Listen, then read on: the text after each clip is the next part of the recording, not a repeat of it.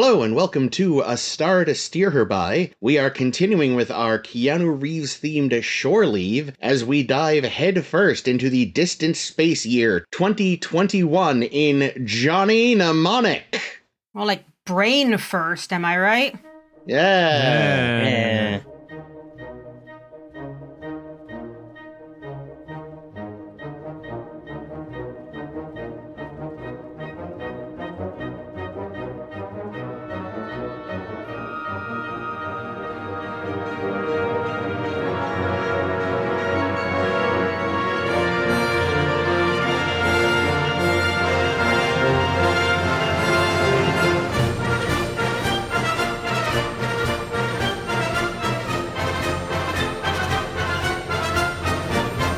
I'm Chris, and joining me today are... Ames. Mnemonic guy, Oh, yeah. Jake. Everyone had great nicknames, didn't they? Shit. They had nicknames, yes. They were great. That's a stretch. Oh, and Liz. And Liz Hello, is Liz. here. Hi, Hello. thanks for having me Hey, on. Liz. One of the thank you low-techs for has joining us. invaded. Yes. I'm feeling like one today. Yep. The incredibly high-tech low-techs. It sounds like there was a bit of change between the original short story and the movie with them. Yeah. Interesting. Quite a bit. Yeah, were they supposed to be like Luddites or something in the Yes. original? Okay. Yeah. I'm sure we'll discuss that. But first, what the fuck is Johnny Mnemonic? What the Johnny fuck is Mnemonic. Johnny Mnemonic? What the fuck is Johnny Mnemonic? And why does every other reviewer that I've been watching pronounce it Johnny Pneumatic? Do they? A lot have. Every other person I mentioned this movie to, they refer to it as Johnny Mnemonic. Yep, I've heard that a lot too. I call it Johnny Phenomena. Myself. Do. Yes. So, Johnny Mnemonic. Johnny Mnemonic is a movie that exists for one reason. Say what you will about this movie. Without this movie, we would not have the vehicle for the single greatest monologue in the history of film. But we'll get to that. First up, as I said, it is the distant space year 2021. So far in the Keanu future. Reeves.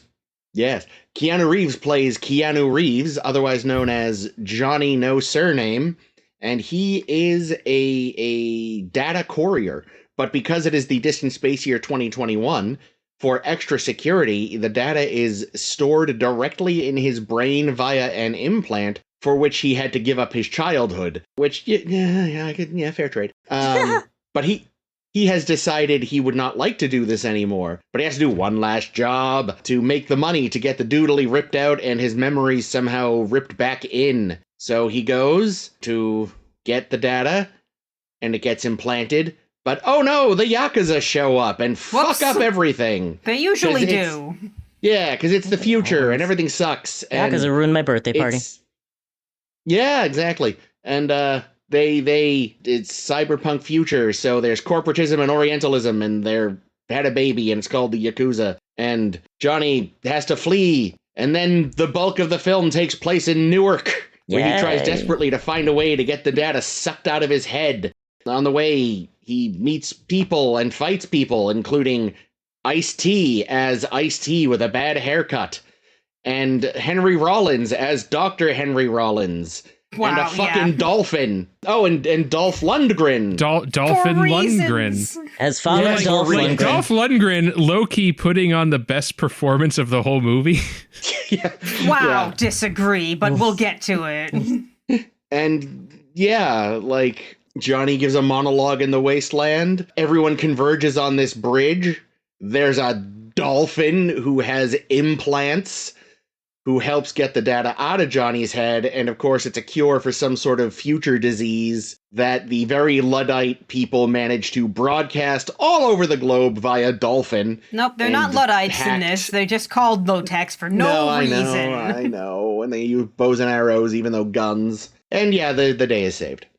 Yeah. Hooray, the day. Does he Hooray. get And all by- of his memories back? Or just the It's one? implied? I don't know. He gets something Who back. knows? Yeah, and by the way, when I say Dolph Lundgren putting on the best performance of the film, that's not a compliment. Fair, Dolph okay. Lundgren may have been the only one that was acting. I'm not Yes, sure. Although I like so Dina Meyer in this. Yeah, I watched Congratulations. the I watched the Dominic Noble Lost in Adaptation about this. So did I. I just watched that today. Yeah. We'll share it on the he, Facebook. Yes, and as he pointed out, though, Dolph did not put his all into his dying scream. Oh God, that scream! I wrote "what" in many loud letters in my notes. I just wrote in lowercase with period. So my first question, jumping in, who suggested we watch this for the podcast? I mean, it's just a Keanu Reeves sci-fi movie, and we wanted to do a Keanu Reeves thing, so yeah, I think hadn't it was seen it, so I wanted to watch it. I'm gonna blame Caitlin because she's not here. She was a big fan of this. She was a booster. I mean, I support I should her in point this. out, this movie is fucking awful, but also amazing. Yes. There are elements I like. There are but most of it I failed to care. Yeah, no, it is definitely a little rougher than I remembered, but it's still like, wow, it is an experience. And again, one of my life's goals is to somehow get Tom Hanks to record these Wasteland soliloquy and post it online. Because my God, the first time I saw this movie, I was like, oh wow.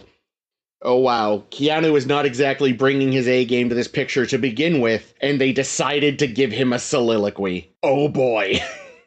You're the kind of person who is entertained by Drek. Oh yeah. I'm less so. I also realized when I first looked this the movie up on the Wikipedia to grab names of people and shit On the net? Written by William Gibson, who I know Chris knows because you put Neuromancer on your favorite sci-fi novels blog post. Links below. Because I knew I had something I knew I had a lot of time I was going to spend on a plane, and I wanted to read a book, and we had Neuromancer. So I read Neuromancer, and it is the sloggiest slog I've read in a very long time, and I did not care for it. And I have the exact same reasons why in this movie. Because when I got to the end of Neuromancer, my head was like, arg, I'm not sure I understood what was going on. So I read a synopsis of Neuromancer and realized, no, I understood what was going on. I just never knew why or had any emotions elicited from it because the main fucking character is the blandest man in the world. There is nothing he wants. There is no, except maybe a sandwich and a hooker and a broom service. There is no reason why we do anything as he does. We learned something that could be interesting. That's, he shunted all of his childhood memories so he could do this courier gig. Maybe there's something dark there. Maybe there's a reason why he was willing to give up his childhood memories. No, there's absolutely nothing there. I cared not at all.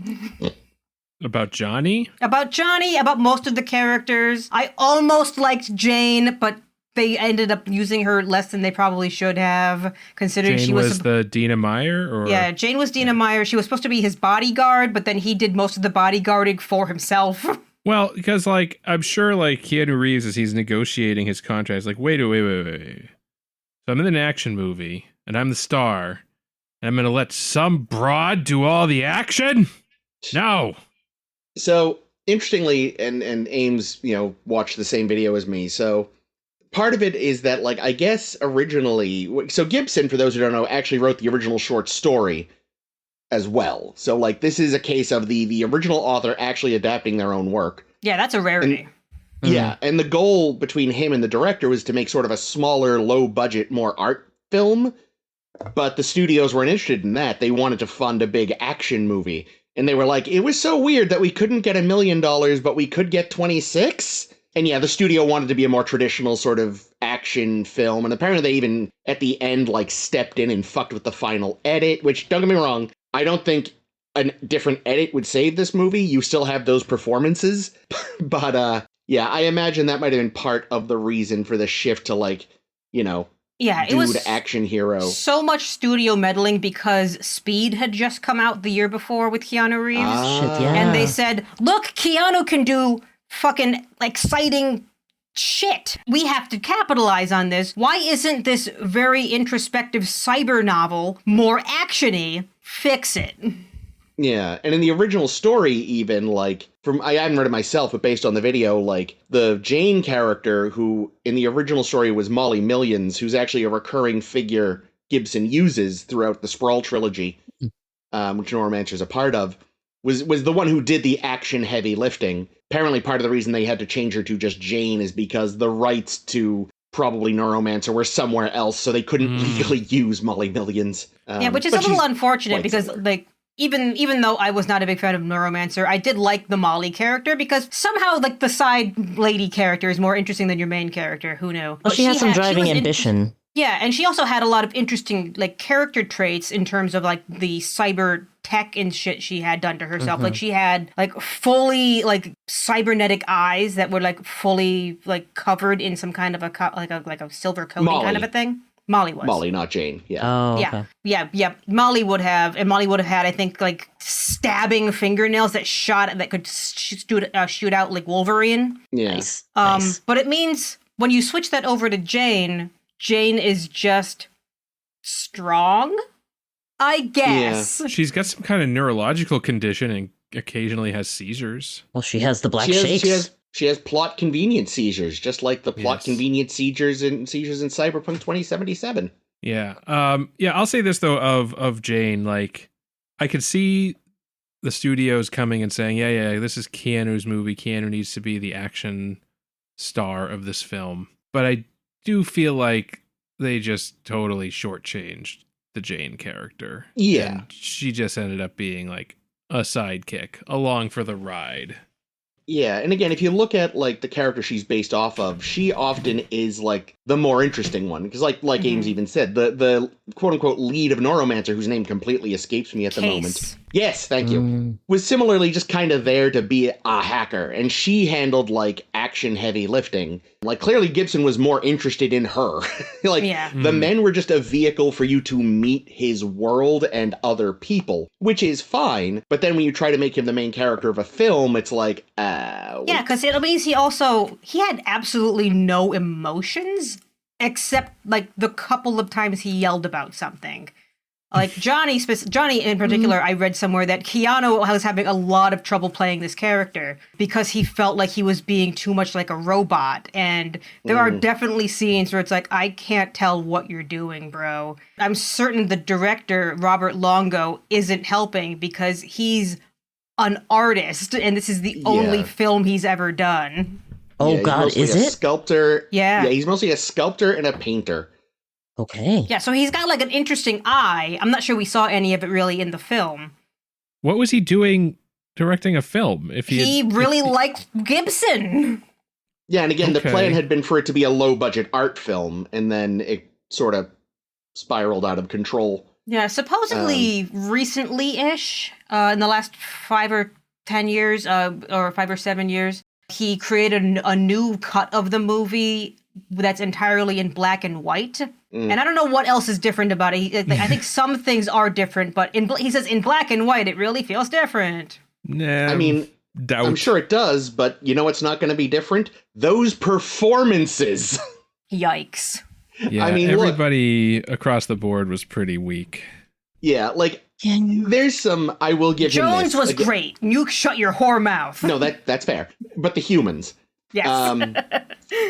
Like, I love with all my heart, for all the wrong reasons, the soliloquy. But aside from that, like, there are some faces Keanu pulls, which are like Nick Cage at his worst worthy. Yes. Oh, no. Again, that brings me joy, but I can see how most people would go, what the fuck am I watching? Why is this here? Why is he acting like this? Who let him act like this?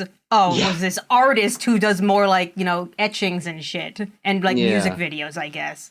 Like, if this had been a small budget, low dialogue picture that let Johnny just be a courier, it might have worked. But no one would have seen it. We would not be talking about it today. We'd have no idea it existed.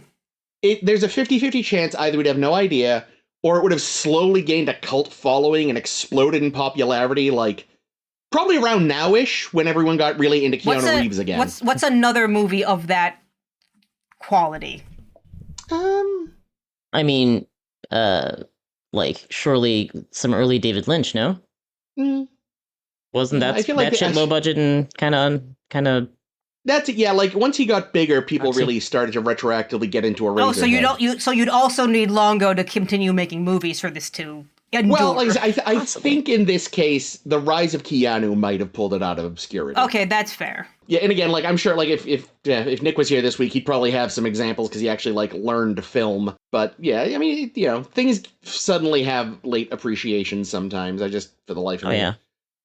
The problem too is sometimes it's stuff that got its late appreciation so long ago that we as the contemporary audience don't realize that was the case. Like I know this isn't quite the same, but I know when it first released, Princess Bride was a massive flop. Yeah, true. I don't know how exactly it was saved. Oh, actually... because it's a great movie, that's why. I mean... Well, yes, but I'm not sure what made people notice. But actually, one that I can think of now. It's a Wonderful Life. Did not do well. Was largely forgotten until, like, some station got the rights really cheap and started playing it all the time. And suddenly people were like, oh, this movie's good. Yeah. I mean, if we want to look for something that's a little more indie or less... Rocky Horror Picture Show is just weird as fuck. Like... Yeah. The original stage... they had no budget either. They had no budget. Yeah. The original stage musical was like... This is fresh in my mind because I just saw it on Broadway. And it was surreal going to see it in a big Broadway venue. And just... And, like, it was interesting seeing how they were balancing, like, big Broadway budget with, like, that ragtag... Like, because this was a play that was some, like, shitty... Probably in some shitty, sticky venue. Not meant for mainstream. And then they made a movie of it. And that definitely has become a notorious movie. And there are performances in it that are fantastic and delightful. Mm-hmm. The music is catchy, but it is ultimately a weird movie with some, like, wacky choices made on account of budget and just random thinking. Like, it didn't do much at all. And then eventually it gained that cult status. And then it became much more mainstream, like, at least known in the mainstream. I don't know, like the 90s or so? I mean, certainly, yeah, I heard more of it by then. I don't see that happening with Johnny Mnemonic, though. Yeah, if it had been that art house kind of flick. Yeah, it's again, I'd say that's genuinely a coin flip as to whether it would have happened. Again, I would have tied it in. They also wouldn't have gotten Keanu, though, if it were a smaller budget movie. Because he also only came on late because he had to replace Val Kilmer. Because Val Kilmer left to do Batman Forever. Oh, wow! I have to process this. Wow, that oh boy! I don't know what like. Part of me's like, wow, good for Val Kilmer for getting out of this movie, and then talking about frying pan into the fire. Jesus. I mean, one is still more fondly remembered than the other. I would say. I think more people. Which one? Yeah, I don't know which one you mean. No, I think Batman Forever is heinous. Oh no, it's not. I've come to enjoy the camp aspect of it, but it has definitely, like, among our generation, I think some people are either blinded by nostalgia for it, or I mean, if nothing else, everyone loves Kiss from a Rose. Yeah, do me a favor and remind me which one Batman Forever is. That's the one. They all blend together. Riddler and Two-Face. Thank you. Okay. Yeah, it's Mr. Mr. Enigma. Yeah, okay, we quote that all the time. Yeah. It's a movie that I hated for a very long time, and then I grew the fuck up and realized, like, if I want to hate it, there's better reasons to hate it than the reasons I hated it. And then I decided, actually, no, I just enjoy it for the camp. I mean, it's Batman and Robin is indefensible. It was, you know what it is? How does this podcast always turn into a Batman podcast? I don't know, and it makes me so angry. But, like, because, it's sort of like they went off the Tim Burton, they, like, took the Tim Burton aesthetic, but then, like, the Adam West Batman, like, dramatic sensibilities and, like, mixed them up in a blender and got something very weird and not very good. Yeah. But yeah, Johnny Mnemonic, that's interesting. Val Kilmer is Johnny Mnemonic. That... I can picture it. I think that maybe would it be, I don't know if it would be better or worse than Keanu, because it all depends on the direction. Yeah. And again, I'm stealing a line directly from the video, but the guy pointed out that, like, and I actually agree with him on this one, is that Keanu actually, with the right director, can be a very good actor. I will die on the hill of, if you have not seen Something's Gotta Give, see it. It's his best performance of his entire career. No, I have not seen it. Oh, it's a dumb rom-com, and Diane Keaton makes the wrong choice, but he is fucking phenomenal. Even arguably, like, so I was watching this, and I kept thinking, this is surely partly what landed him The Matrix. One way or another, some aspect of this performance made the Wachowskis look at him and be like, yeah, we could work with that. And I mean... Or they saw Speed. Or they... Well, but, there were moments where, you know what? I don't know. Maybe I've been doing community theater too long. There were moments of it where I'm watching like, that is a surprisingly solid delivery. I was not expecting that from him. Even if it was there just are moments. Flashes. Yeah, I'll agree with that. Definite flashes. I also think that the performances weren't universally bad. I actually kind of liked the performance. I don't even know the actor's name. The guy that played, I don't even know what his name was, the character's name either. Was it Shinji? Which one was that? Shinji, you mean? Shinji was the one with the whip finger. Oh yeah, he was cool. I don't know about the actor. I mean, like the whip finger was cool. I like that. I did love the whip finger. The agent? Dina the guy that Dina Meyer kept trying to work for. So that's Udo Kier. Yeah.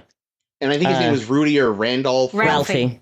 Ralphie, that's what it was. Yeah, I don't know that actor, but I thought he was fine. He thought he did pretty good. I'm surprised because he's like a wicked that guy. Yeah, like he just shows up in that guy. Fucking everything. Interesting. So I mean, he was in Andy Warhol Warhol films, at least one Andy Warhol film, like back in the day. I did not know that. So this is not his first weird ass movie. True. Well, he did fine, and I also like the other bodyguards, if only for their like cool makeup. And oh yeah, there were some looks that were fun. Yeah, there was just one bodyguard who was just casually trans. Which and in terms of like progressive shit. Yeah, I think that's, having a prominent trans character in a action movie in 1995, even though it is kind of like, oh, look at this weird cyberpunk thing. Yeah, and also having that character be a bodyguard, be a strong bodyguard who's not like a caricature or anything. Mm-hmm. Yeah. Yeah, that was cool. I will say, I think the weirdest character, and especially the weirdest reaction to getting your hand pulverized, came from the character's name is Hookie. Yeah. And after getting his hand pulverized, and I rewatched it when I just grabbed the screen grab for this, and the response was, "Oh, why'd you have to do that? Ooh." Yeah. Well, but again, I mean, it's the type of thing where it's like, you'll just go get a new one. It's cyberpunk future. Yeah. It was his robot hand, so it did seem a little gory, so there clearly was some tissue in there. Bits. Yeah, there were some bits. I think it was real hand underneath. Like it was like an M&M, Yeah, but he first melts in your mouth, not in your hand. He first screamed in actual pain. True. Yeah, it's an odd sequence. Also, like, why was Dolph Lundgren even there? Oh, I have a reason. I can tell. Oh, you mean they're in the scene or they're in the movie? Yeah, as a character. What was the preacher's deal? I do have a deal for the preacher because the preacher is not in the short story, and the reason is Longo and Gibson had to create a new character because the studio wanted Dolph Lundgren specifically in the movie, so that they would appeal to more international viewers, especially in like Europe where Dolph Lundgren was huge. But they cut a ton of his scenes. Yeah, he's barely in it. Because they were afraid it would offend religious viewers because he's basically like Jesus. Well, I'm sorry. I don't know. I like that. Do you think that they would have had a problem with Jesus time as a catchphrase? They love it. So, I don't know, like, were religious... Okay, were religious people really the target audience of this film to begin with? And, right, yeah.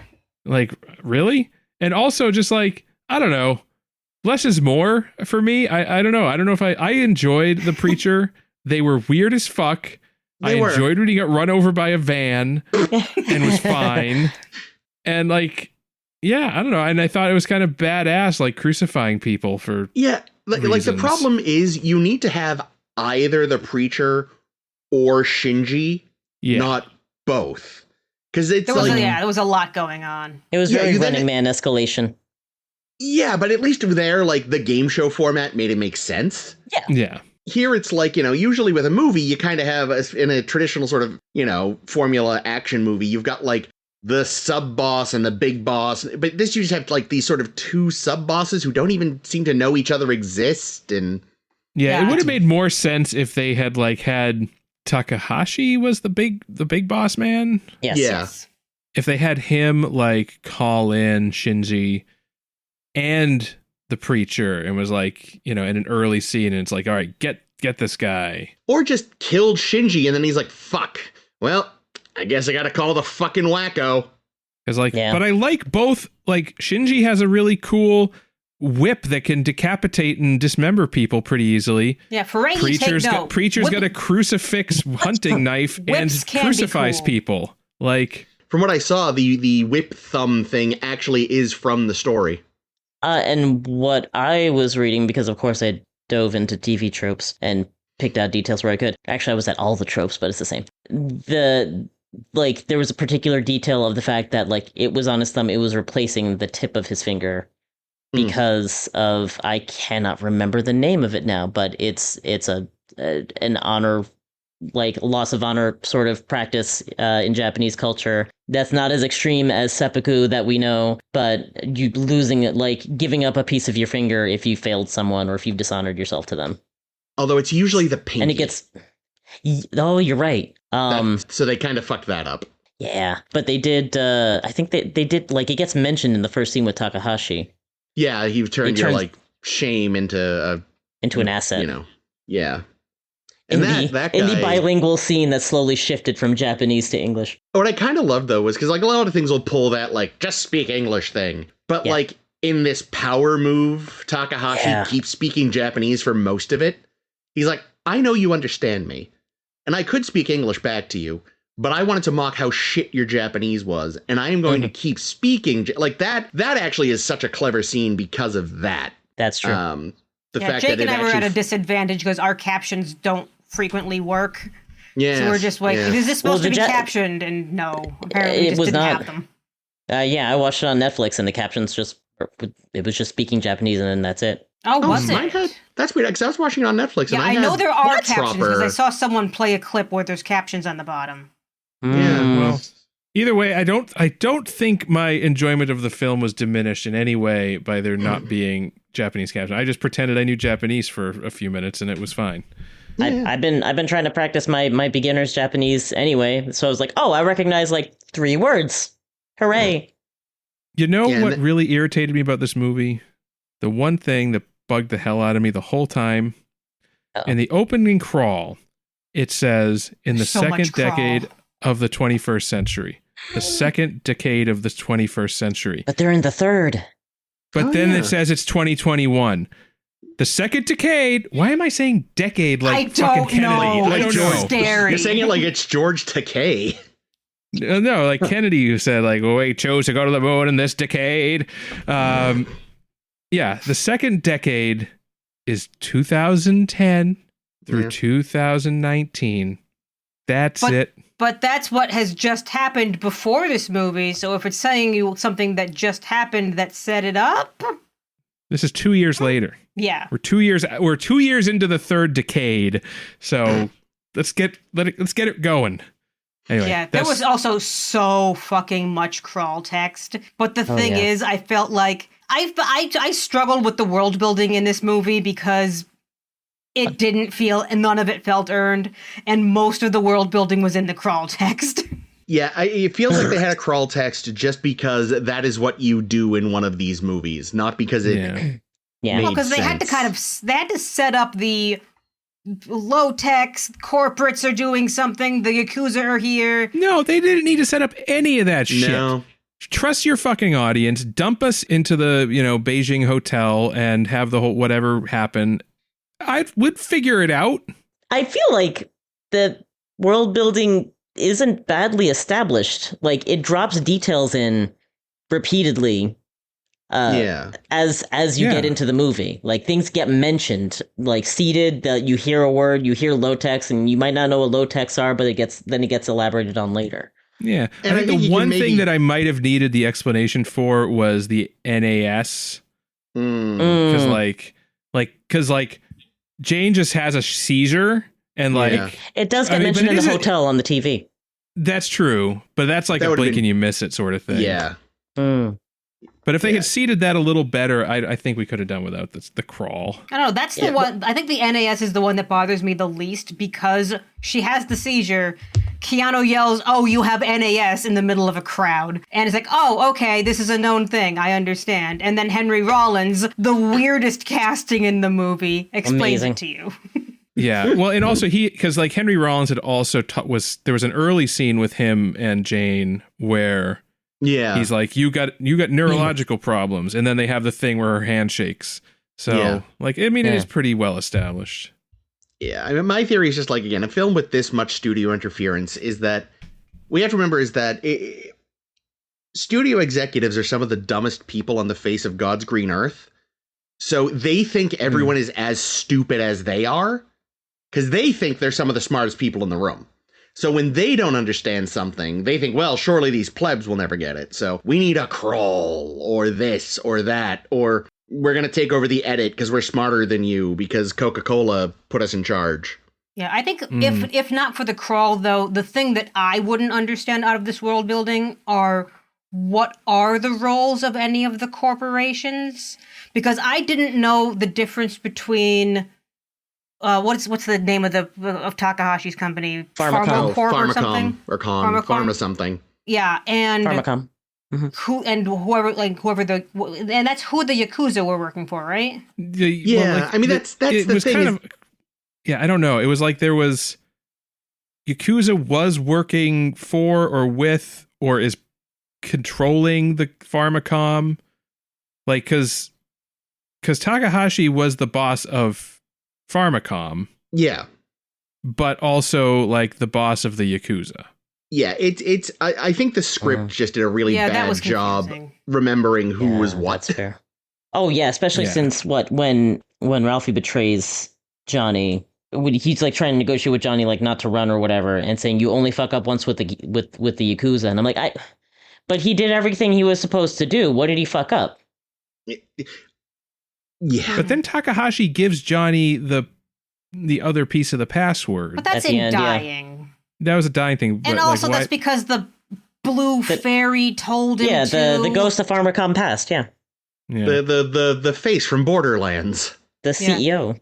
I forget if it's in the movie or if I just read it in a different review, but she's also Johnny's mom? She's Johnny's mom in the very last shot of the memory, and I'm not sure if that's meant to be, like, I assume that's meant to be ambiguous. I did not catch She's Johnny's that at all. Mnemonic? Mnemonic? Yeah, because I was fully confused when Johnny was like, I don't have a last name, But on Wikipedia, his last name is Johnny Kalman, which is her last name. Huh. And I was like, when is this going to get established that's his name? And it doesn't, because I think it was cut. It might only be in, like, the Japanese cut, because it is longer. And they filled in more about Takahashi, because of course they did for the Japanese cut. Oh, because they got Takashi for the role. Yeah, that guy's a very big deal in Japanese, like, television and film and stuff. Like, he's a big get for that market. Yeah, but I was just thoroughly confused about who this blue fairy woman was, because she pops in to yell at Takahashi an awful lot. Apparently, she's the founder of Pharmacom, but now she's a sentient AI. Yeah, when she died, that gets described by the secretary. Okay, yeah, she got lost that scene, I think. Yeah, she got uploaded upon death. And, like, there was, I think, like, Swiss law in 2006 gave her some kind of legal, like, personhood or something like that. Yeah. Honestly, though, could have used none of those details.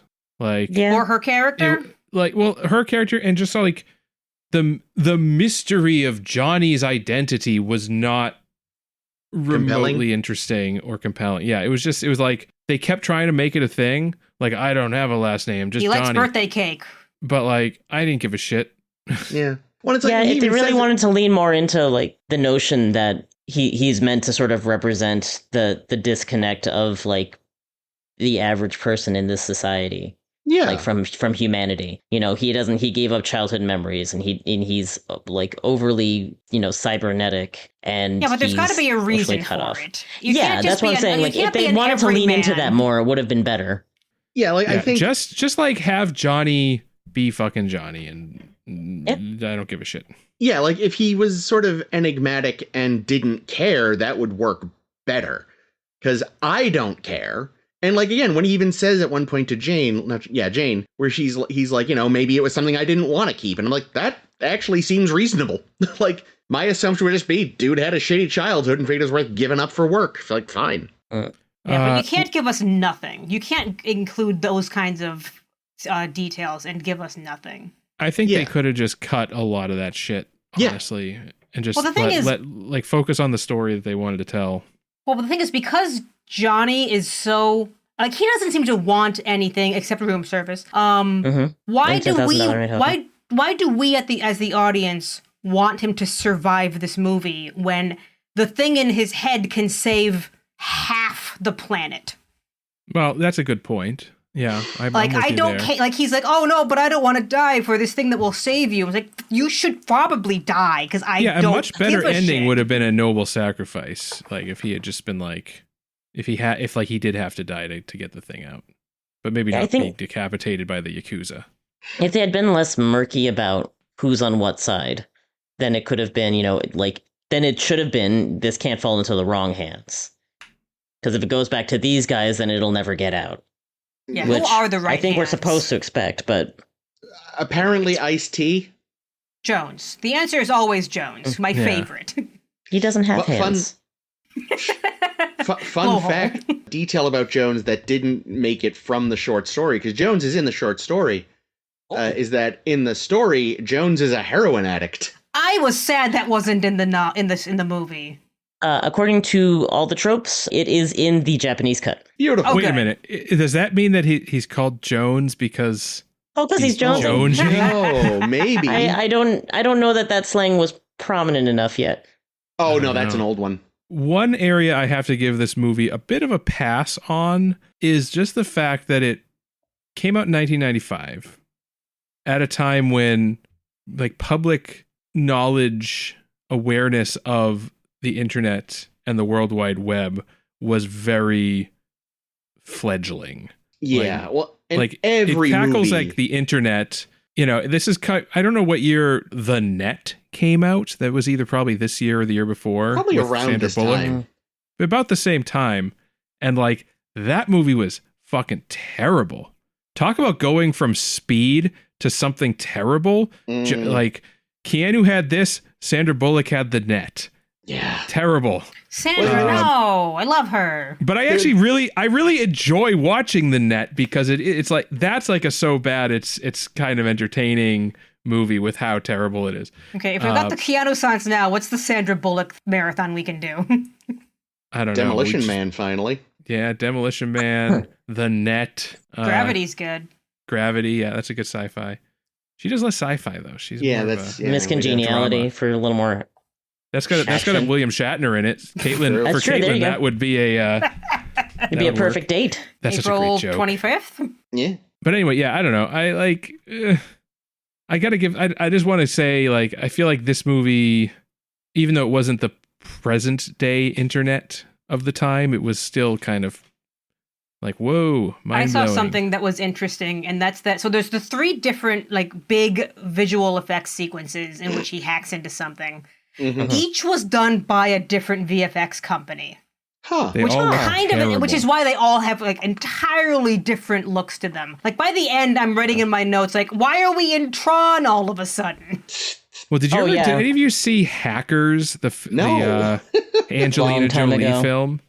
That movie famously had Short Circuit's Fisher Stevens as the big bad. Was he at least white in that one? He played a white guy, but he played like this corpo hacker, elite hacker, and like, but his mainframe system was called the Gibson, and of course, and like the interface to the Gibson was like flying through a futuristic city, and like you'd go to navigate into a folder, you went into like this this CG building, and it looked terrible, and it looked just like this Johnny Mnemonic shit. Well, there was so many like 90s movies that wanted to do that like virtual internet thing.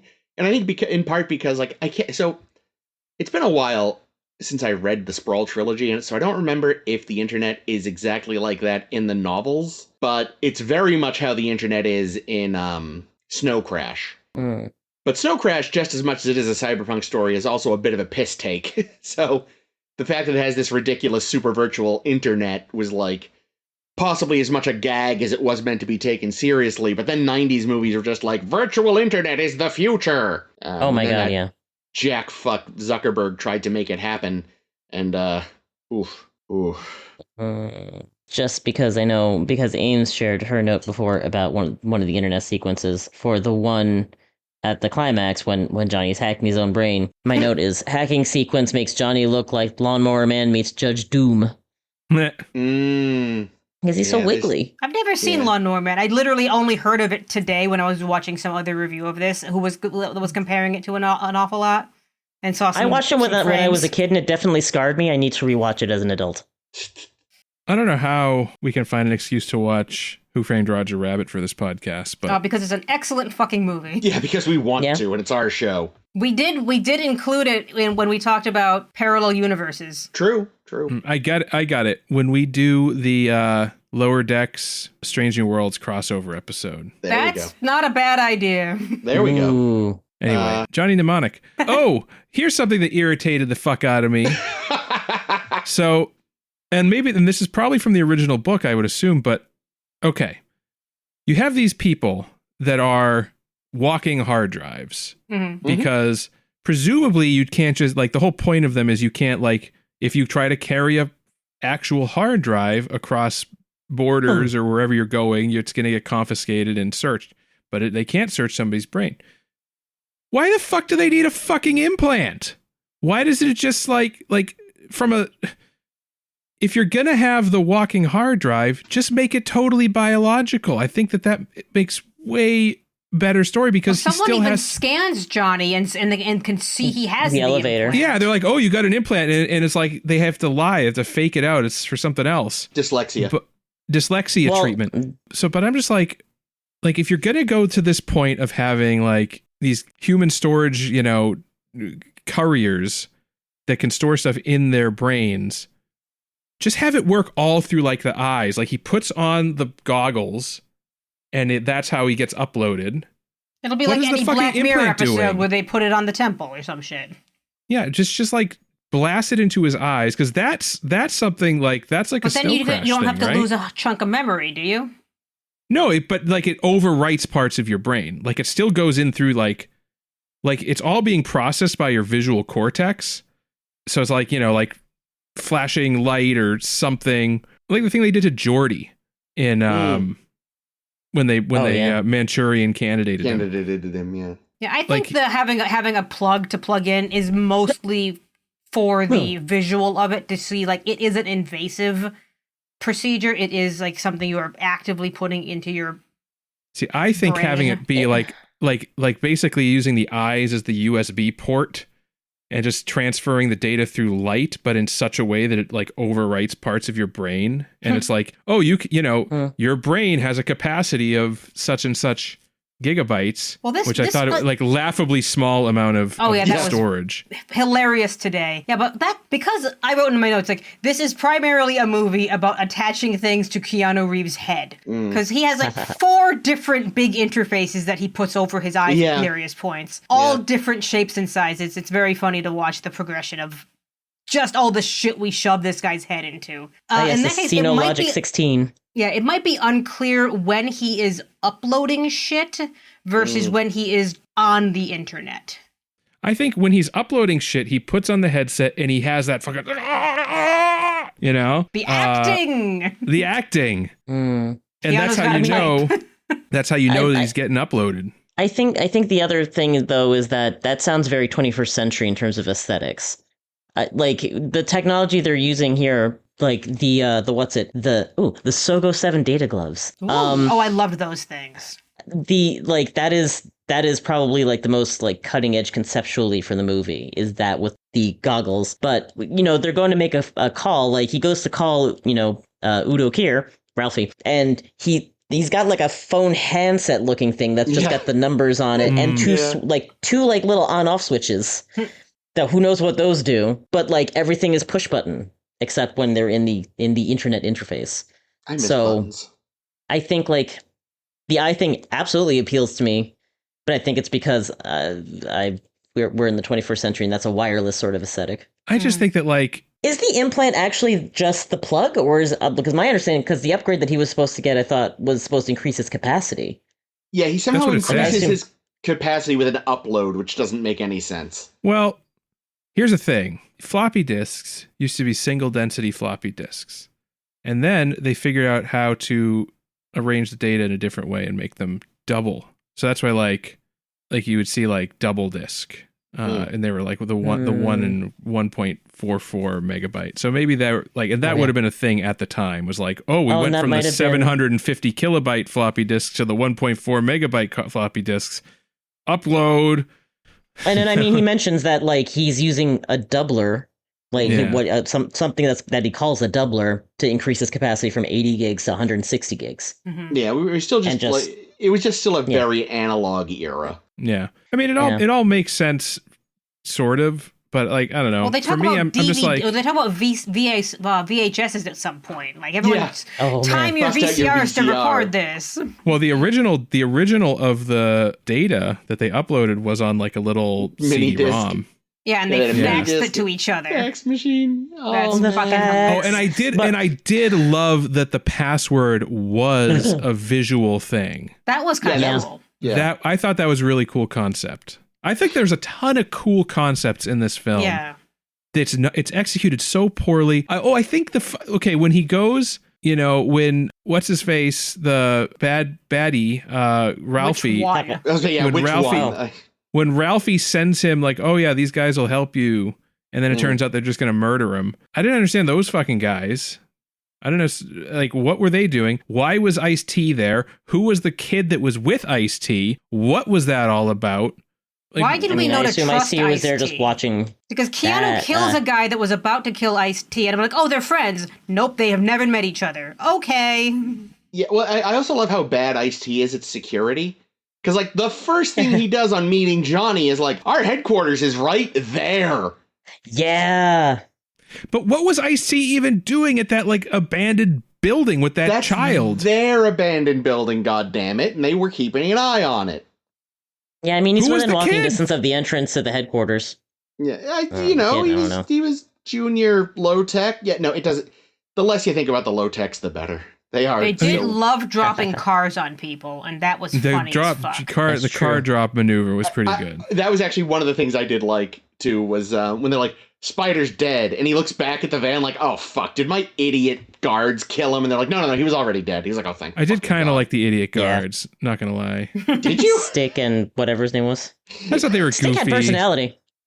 Yeah. Like, he was running with it. Whatever role he was given, he's just like, I'm just gonna fucking go crazy. This is gonna be a rarity for me, but he had a little too much personality for me. Wow. Not nearly Harry Mudd enough for you.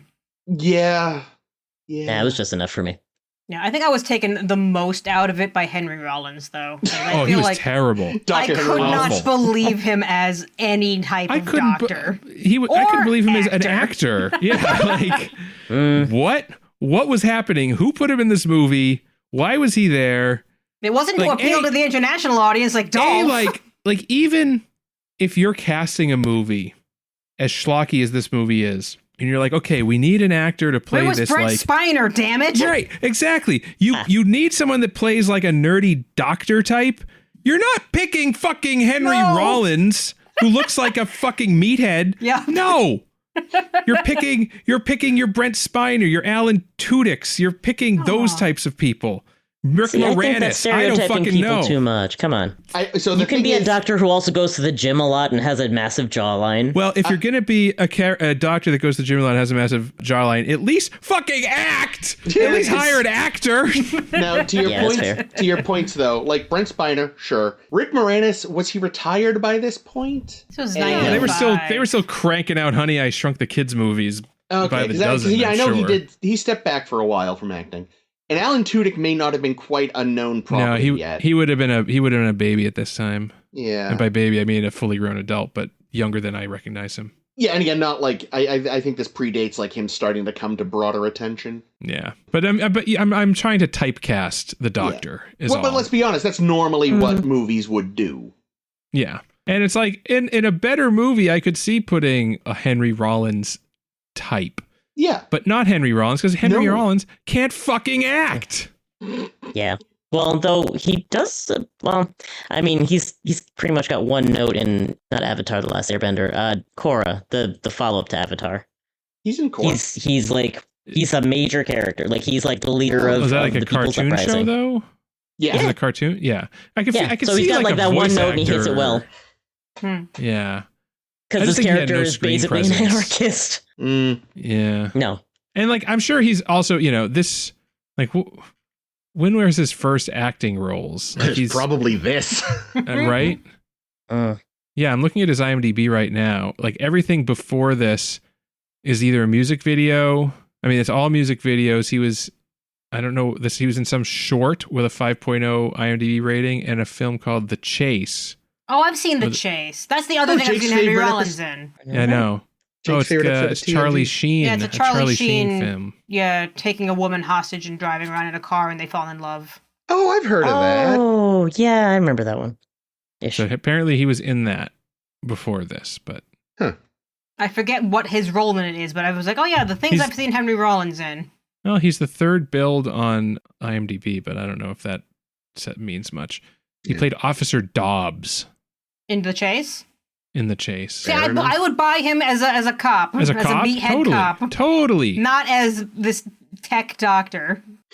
Chris, I think you'll understand me when I say that this movie, in so many ways, feels like, I know we're saying that, like, I think Liz said that this is kind of walked so the Matrix could run, or I don't know, walked, but sure. Like, I think this movie really sets the stage for Cyberpunk 2077. Yeah, there's so much, like, from the Ripper docs to all, like, everything about this movie made me think of something that 2077 did. There should be skins in Cyberpunk 2027 that reference this. That would be kind of funny. I bet on PC you can get mods. But yes, for those who've never maybe played it or seen anything about it, the thing with Cyberpunk 2077 is you're a mercenary who does a heist, and the heist goes wrong, as heists are wont to do. And as a result, you wind up with an engram in your head that you desperately need to get out or you will die. This engram is of a rock and roller named Johnny Silverhand, played by Keanu Reeves. Oh, he's delightful in it. Now, the great part, though, about all this is that the concept of Johnny Silverhand and all this predates this movie. He was like part of the lore of the original tabletop role-playing game that the Cyberpunk 2077 video game is built on. So, like, it's entirely possible that that original tabletop game inspired this as much as this inspired the film. And of course, the game was inspired by the likes of the Sprawl trilogy and Neuromancer and all these other things in the 80s that were really defining Cyberpunk. Yeah. So it's this huge... like, just like the central plot point of like the engram in your head, and you got to get it out, and it's killing you. Sentient AIs running around. Yep.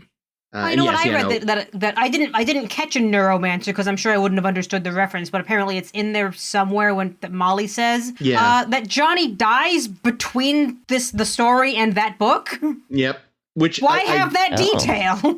Because Gibson didn't give a fuck about Johnny. No one does. Molly. That's true. Molly is the better one. When I read the Sprawl trilogy, I had seen Johnny Mnemonic, but not in quite some time. So I didn't like pick up on the reference at the time. And it is funny now watching this, having actually read those books, because you can really see like, oh yeah, for all that this sure did, you can see how it, even with all the changes the studio made, how it fits in the worlds of the novels and the short stories and all that. But yeah, no, I he believe is ignominiously killed off screen between stories. I like to imagine that if they ever made a film adaptation of that, the opening crawl would say, "Note: Johnny died on the way back to his home planet." we are getting a, I think, Apple TV series of Neuromancer soon. Well, at least I but trust I like Apple when Apple TV. TV does stuff. Yeah, Apple TV does great sci-fi. I'm not gonna lie. So one thing I forgot to mention in my intro was one of the goofiest parts about the end, though, is that apparently the people rise up immediately to blow up the Pharmacom building? Yeah, what happened there? It seemed to just happen. It's just on fire somehow. Just a skyscraper on fire in the middle of a city. Yeah, I assumed that had something to do with the fight that had broken out, but I also wasn't actively noticing which building was which. The fight was all on the bridge. The Pharmacom building's like across the river. Like, yeah. Either it spontaneously combusted, or again, like the people were like, people were just like believed that what Ice-T told them, and were like, great, we're gonna go burn down the Pharmacom building in a Frankensteinian villager rage. Or what if disgruntled workers? Could be the last gasp of the AI before they fully deleted her. There you go. That bitch. I hated her. She was terrible. Because it also entirely distracted me from the fact that Takahashi's daughter died of NAS. It's like, oh, a daughter thing. That's interesting. Oh, the daughter's gone. What happened here? She was pre-film fridged. There's one line I really like from the Ghost of Pharmacom Past is when she's like, Johnny, the dolphin can take you into the data. Just breath. That's a good line. No, it's not. It's awful, but oh my god. It was. Yeah, no, it's amazing. My favorite note, because I want to start a segment when we do one of these, and that's my favorite IMDb trivia note that comes out of absolutely fucking nowhere. The dolphin at the end of the film went on to star in a major marketing campaign in the UK with Munch Bunch yogurts. Wait, what? And that's the note. That's the note that's on IMDb. I wonder if it's the footage of a dolphin actually swimming. Not the puppet. Not Jones. I was gonna say, I didn't realize there was ever a real dolphin. Like, I think there was footage of one that we saw in one of those montagey moments. Okay, I just assumed. But that note tickled me so much I had to write it down. Unless it is the prosthetic dolphin that got that career. Maybe. What a cruel way to house a dolphin, Ice-T, in a tiny tank. The dolphin likes it because the dolphin's getting that much more heroin. Oh, that's true. Apparently, in the short story, he winds up rich and buys himself a large aquarium. Oh, heroin in. Yes. Good for him. Yeah, the heroin guy, I don't think I mentioned earlier, was he was given the heroin addiction by the Navy to help control him. Oh my god. That's a fascinating detail. His sonar weapon is something else. Feels a little underbaked, but yeah. God. Yeah. Yeah, I gotta say, too, like, again, this movie is just, like, cheesy joy for me, but my god. For a big they want to be a big action movie, they sure had some shittily choreographed action. Most of the fights looked like dog shit. I noticed pretty early that anytime there was some violence happening and there was supposed to be someone getting wounded or injured, it was always a weird cutaway. And then you look back and it's like, oh, you've been impaled by something. Why did it choose to avoid showing violence so much? Because that's expensive. I'm willing to bet too. I bet they were aiming. What was this rated? Because I bet they were aiming for a PG-13. Poorly. It was rated poorly. I just bet they didn't know how to choreograph gore. I feel like that's more believable because there's plenty of gore in it besides. Like the way Ralphie is sliced up. I forgot how visceral with the organs. And you don't get to see the whole thing though, even, which is annoying. What, Ralphie's death? Well, you don't see like the full body shot of him falling apart. You just it's just close up of him. See the close up of his internal organs sliding apart from each other. But that's probably because whatever model they used, whatever model they used did not look believable if you could see his face. That's probably true. You know, like Arnold's head from Total Recall. From Total Recall. Yeah. I was noticing on the Wikipedia that the short story was first published in Omni magazine. Did anybody else here read Omni magazine when they were a kid? I remember Omni magazine. Omni magazine was. I didn't even know that they publish like sci-fi stories is because I read it a lot when I was a kid, and it was all like cool science stuff, but I didn't know that they also did like I feel like fiction. I feel like I've heard of other like notable sci-fi writers having published in Omni. Yeah, I mean, it's probably. Right I just wonder if they weren't doing it in the 90s. It's possible, but I think that was cool. Seeing Omni made me sad for a minute. They were also like one of the first like magazines that had their own website. Oh yeah, man, of course they did. That you accessed through your virtual goggles and your. I think it was like an AOL keyword type. Oh thing, god, those days. There were some weird fucking days.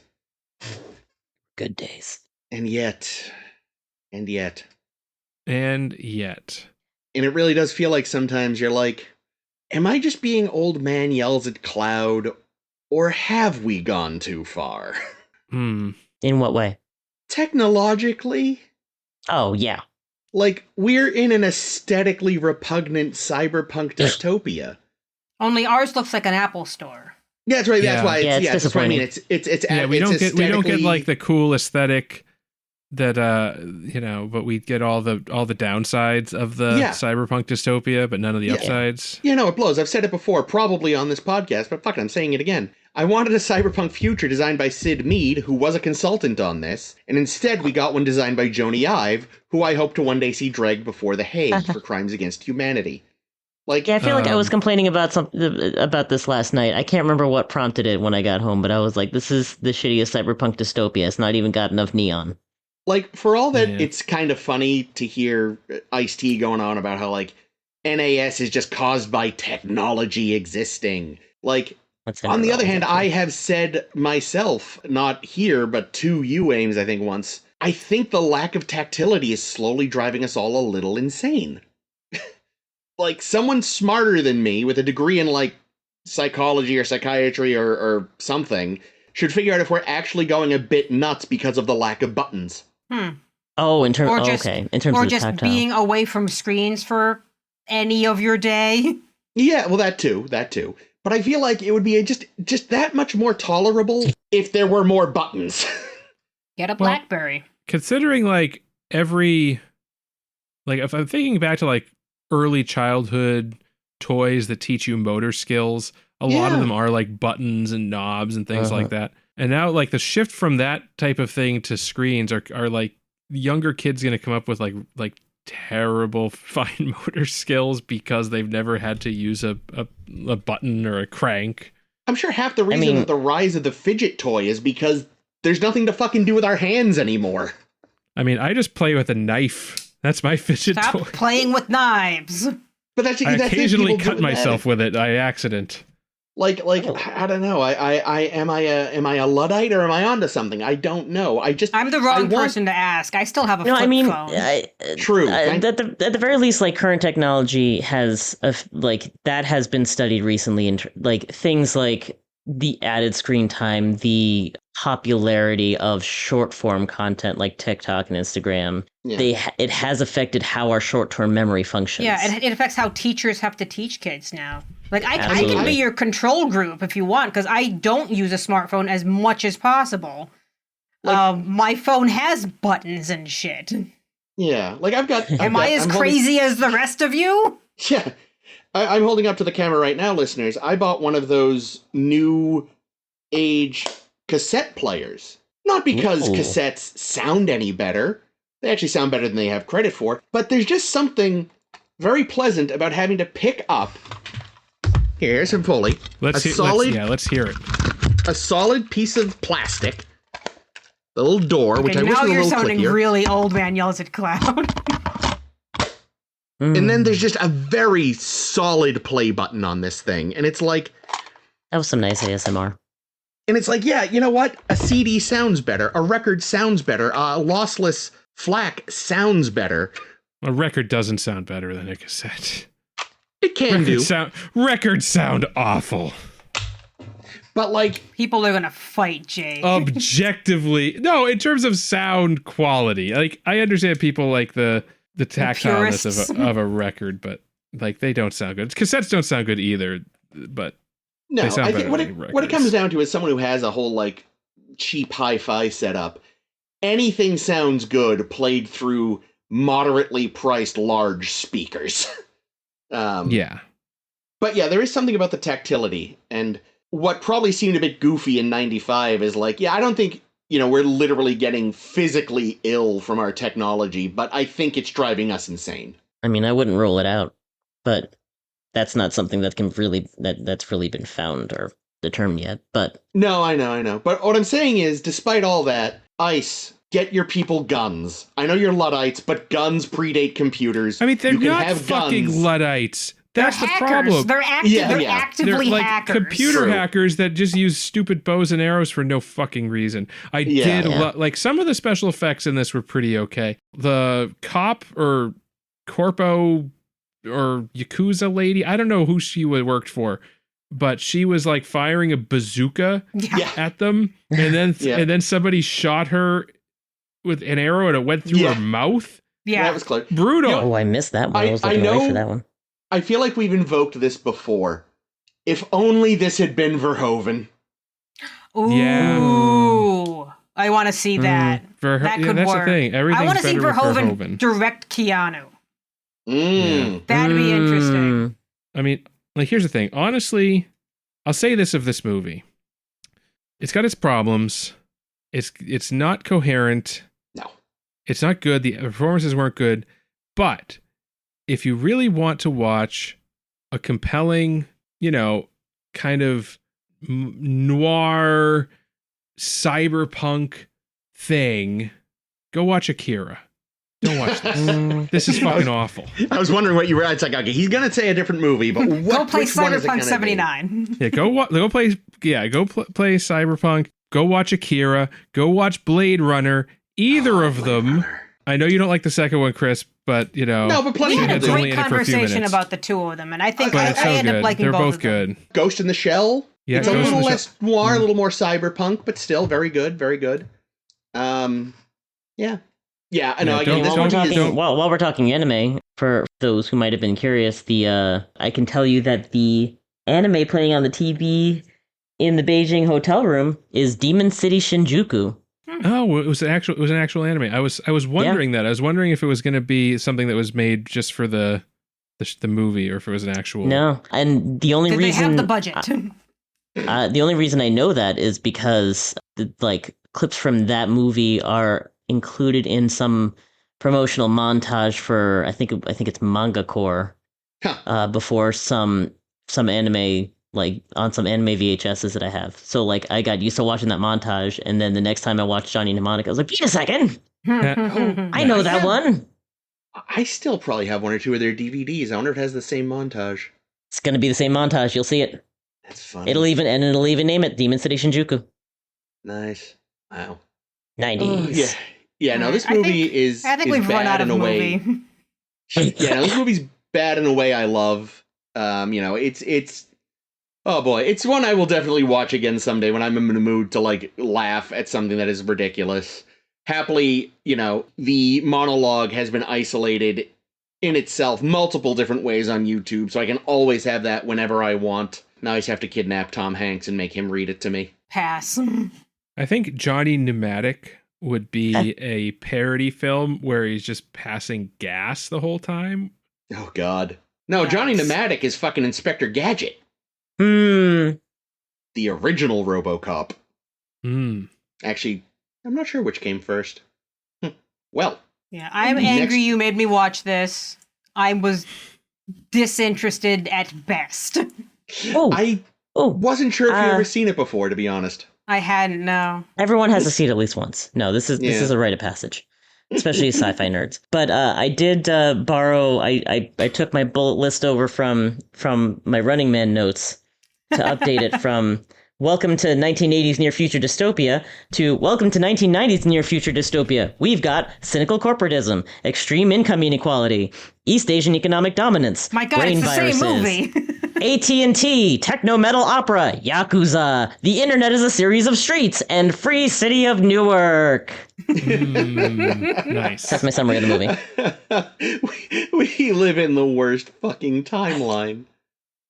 Yeah, because it doesn't have the free city of Newark. Yeah, and I have a fucking laptop except for CRT. But next week, we are going to the film that one could argue is the original Keanussance picture. It's The Matrix. Hooray! The first one. The big one, the one you all know and love. Yay! Mr. Anderson and all that other stuff, and the memes and the bullet time, which they wanted to be a rocket sled until someone talked them out of it. Nate, save it for next week, Chris. Yeah, I know. It's a preview. Oh.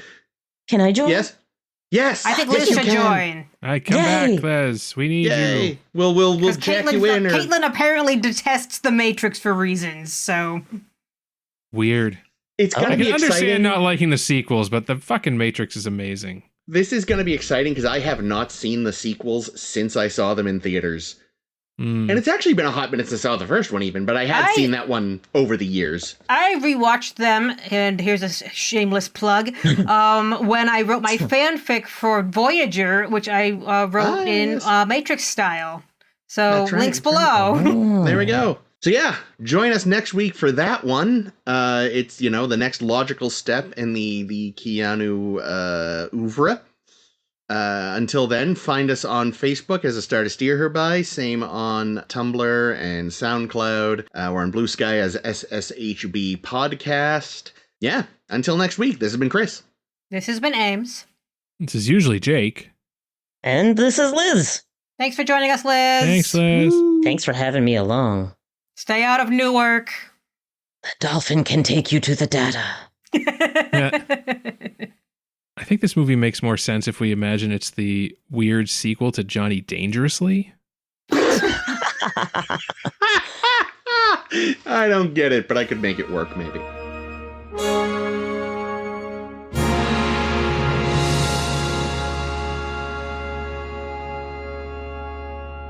2020